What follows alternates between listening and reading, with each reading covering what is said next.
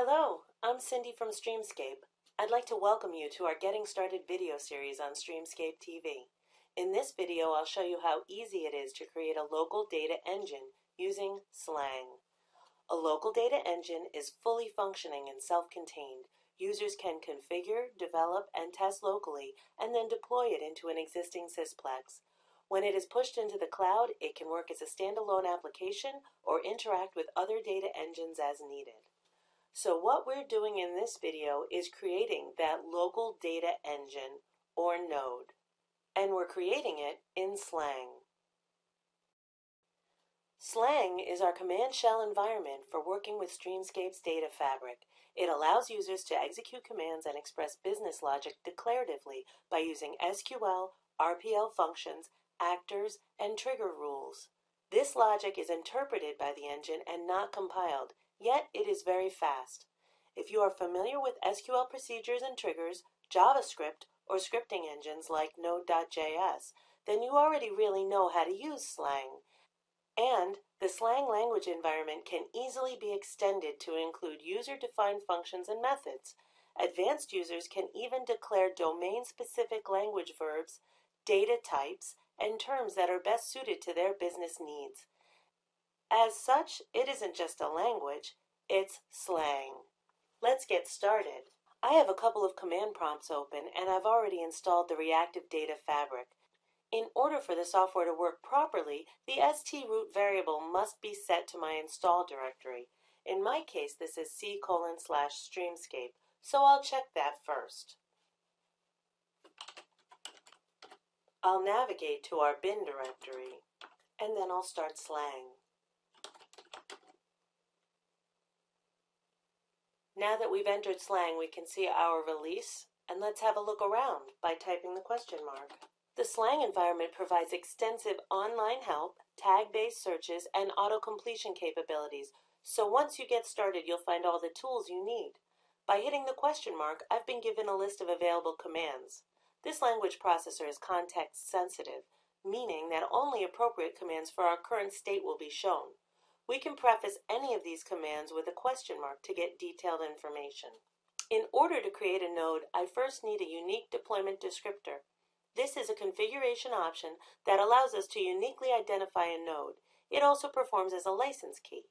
In SLANG, there are two steps required to create a deployment descriptor. First, generate CDX to generate a runtime context object called rtcontext.cdx. Second, make DDX to make my deployment descriptor using the context object. This deployment archive, stdeploy.jar, will be automatically discovered and loaded as it is in the working directory of the node. Let's first have a look at generate CDX. Here I'm given a brief description, syntax, and property choices. I'm going to name my node sample node. I can leave most properties at their defaults, but will add user, password, and domain. Domain identifies what domain this node is going to belong to.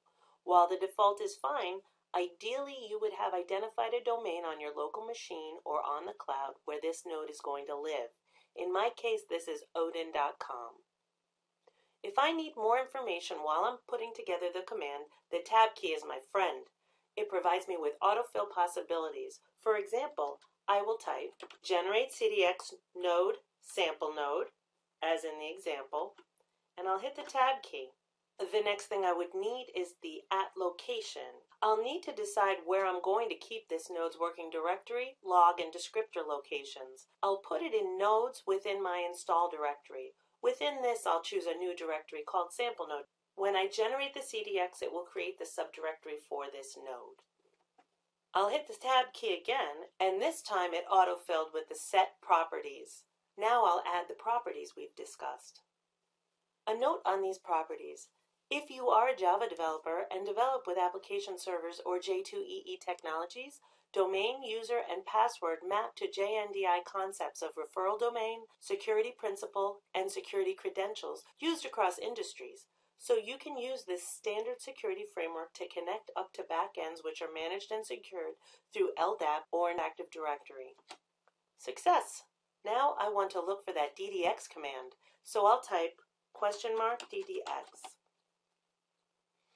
I'll use the make ddx command. Whoops! Fortunately, my error gave me the appropriate syntax that I need for this command. There we go. Success again. Now that the deployment descriptor has been created, I will switch to another DOS window to start our node. I need to run the tnode executable to get this done. First, I'll type tnode to see what commands are available. I will need to specify the working directory -dir, the log location -log, and the descriptor location -ddx. If you need to pass arguments to the JVM, another parameter to note is the -java-args. Unless you have a reason to configure this, you can leave it, and we will in this case, but you might have a reason such as giving the node more memory at startup. By default, we don't specify how much memory a node will use. We allow Java to decide that. This is an in-memory data grid, so it is very possible that you will need to give it a little more memory or at the very least curb how much memory the system uses. By default, Java will use as much memory that is available allowed by the system, so don't be surprised when running a very large test that the node ate the machine. This is as intended.